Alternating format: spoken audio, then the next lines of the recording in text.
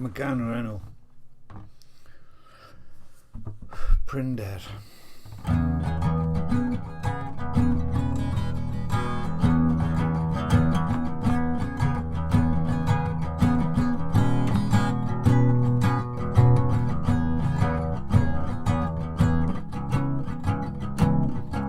O'n i'n edrych ar y sgrin mor flin.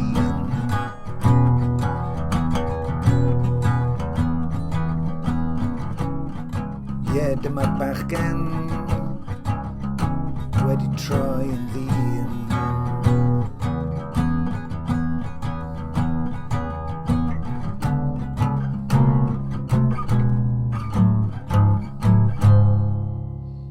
Dyma'r bachgen wedi troi yn ddyn yn adrodd stori.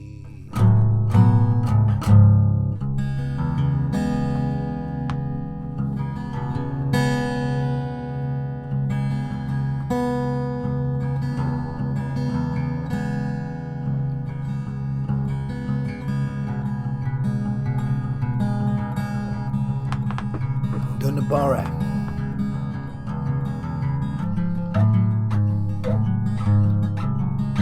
Bore'r diwrnod hwnnw.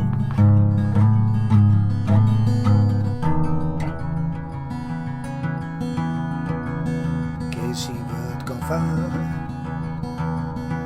pa mor bwysig oedd cofhau mewn gweddi. Dyfo barhau gyda'r enwau ar flaen ein trafodau yw stori am mewn polenni.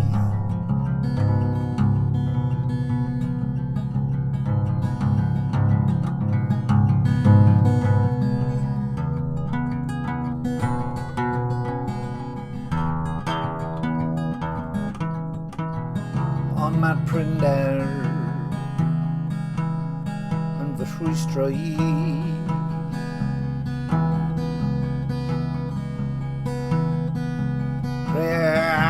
Rhag deisa fi.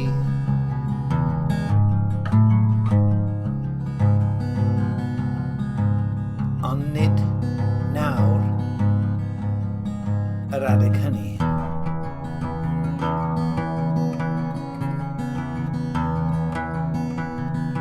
Dewch I ni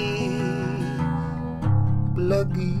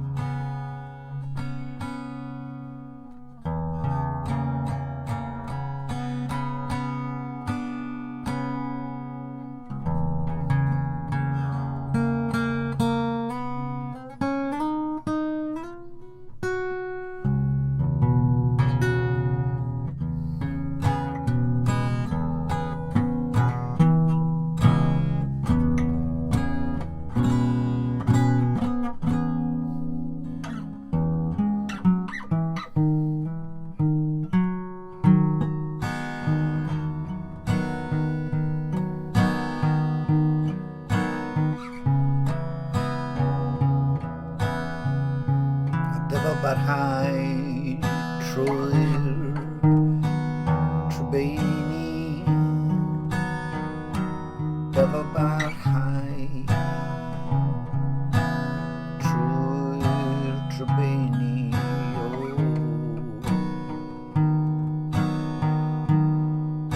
A gweld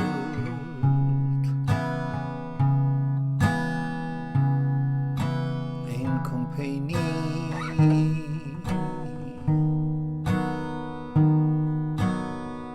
Yn goronau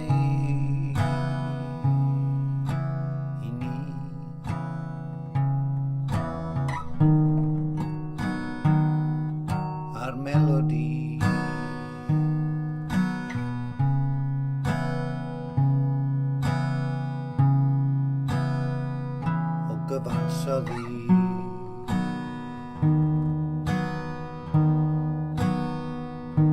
Yn awyr las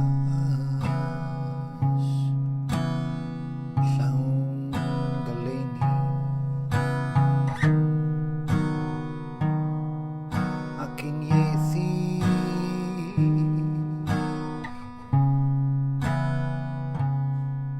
mewn empathy.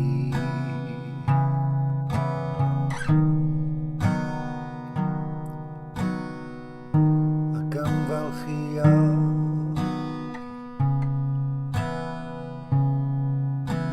yn Iesu.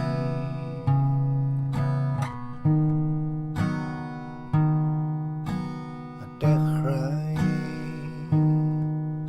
ei addoli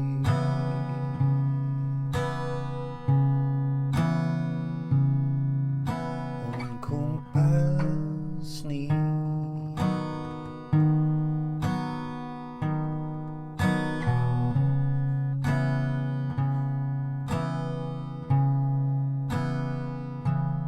Yn ein calonnau ni.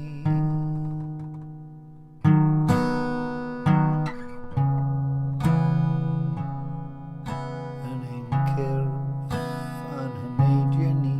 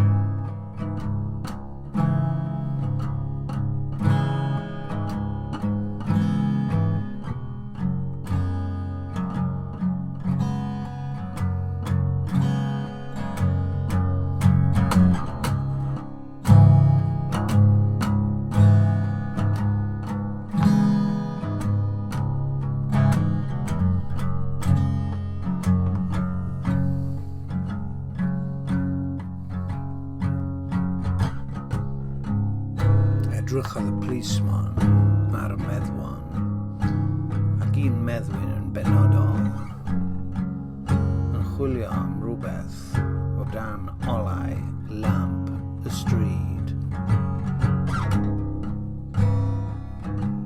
Gofynnodd iddo am beth oedd e'n chwilio.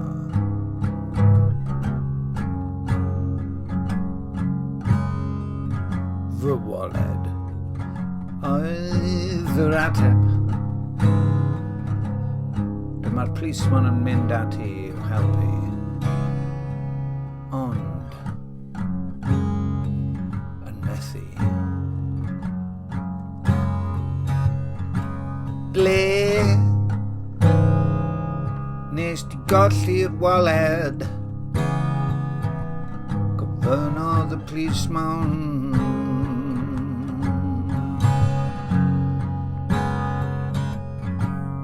Ar y stryd nesa oedd yr ateb gan bwyntio fan draw.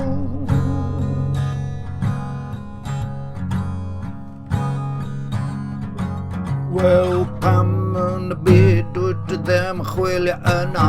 Pam yn y byd wyt ti ddim yn chwilio yno?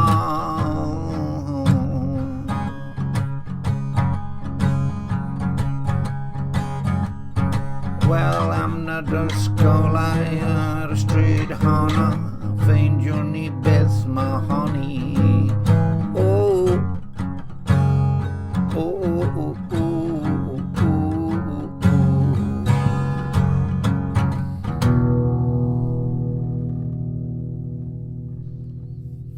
Mae llawer o bobl yn chwilio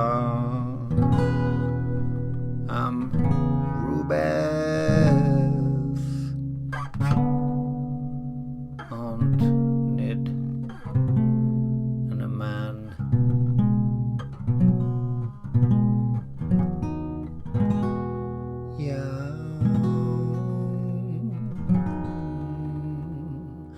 Nid yn y man iawn.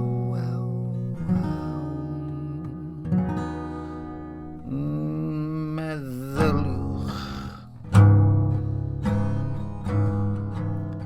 Enghraifft am chwilio mwyaf fod ceisio dod o hyd i Dduw. Ydych chi erioed wedi dim bod dymuno dod i nabod Duw.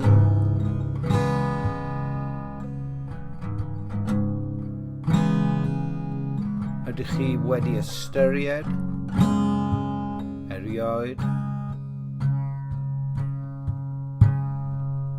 bod Duw chwilio amdanoch chi?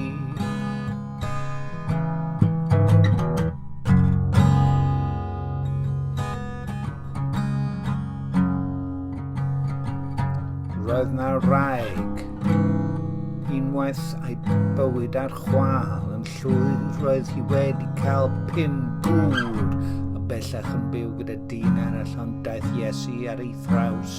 Deliodd â hi yn garedig iawn. Gallwch ddarllen y stori yn y Beibl yn Ioan pennod 4. Darllen hwnna fod yn rhaid i Iesu fynd trwy Samaria. Roedd Iesu am gyfarfod â hi mwyn newid ei bywyd, yn union fel y mae heddiw yn dod o hyd i ni.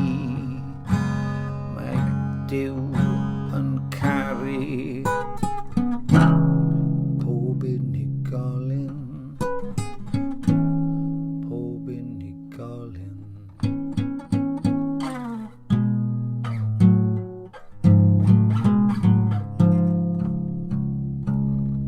Feddyliwch chi erioed bod Duw yn chwilio amdanoch chi?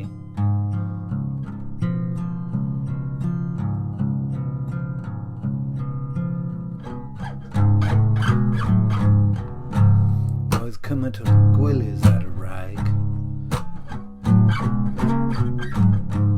o Samaria am ei gorffennol. Fel y daeth i dynnu dŵr o'r ffynnon ganol dydd, pan nad oedd neb arall o'i gwmpas. Ond gwyddau Crist y cyfan amdani. Mae'n impossible twyllo Duw. Nid yw'r person cryfyddol yn ddigon da i wneud argraff ar Dduw. Dyw'r gwrthryfelwr chwaith ddim yn ddigon clyfar i guddio unrhyw beth oddi wrtho.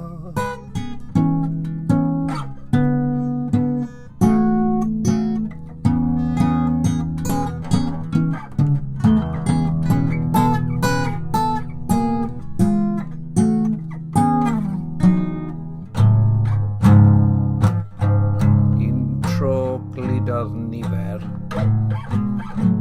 o fyfyrwyr direidus ddarnau o wahanol bryfed at ei gilydd, a rhoi'r pryfyn newydd i'r athro zoleg enwog, yr athro Asysits. Allwch chi nabod hwn, medden nhw, edrychodd yn fanwl ar y pryfyn gallaf, meddai. Hambag yw ni allwn unai dwyllo Duw chwaith. Pan ystyriwn y peth, allwn ni ddim hyd yn oed dwyllo ein hunain.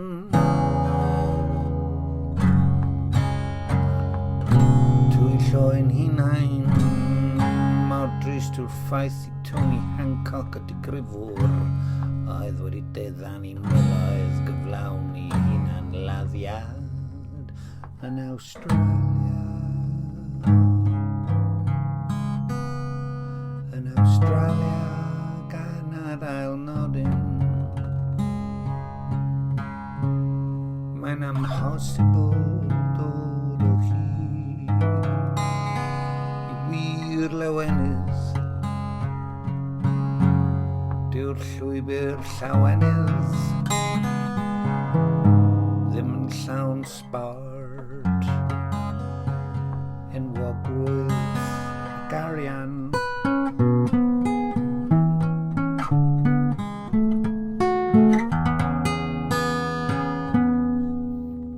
Mae eraill yn sylweddoli nad yw crefydd yn dod â llawenydd. Maen nhw'n cael digon ar yr eglwys ac yn pendroni o ble daw gwir ystyr I fywyd.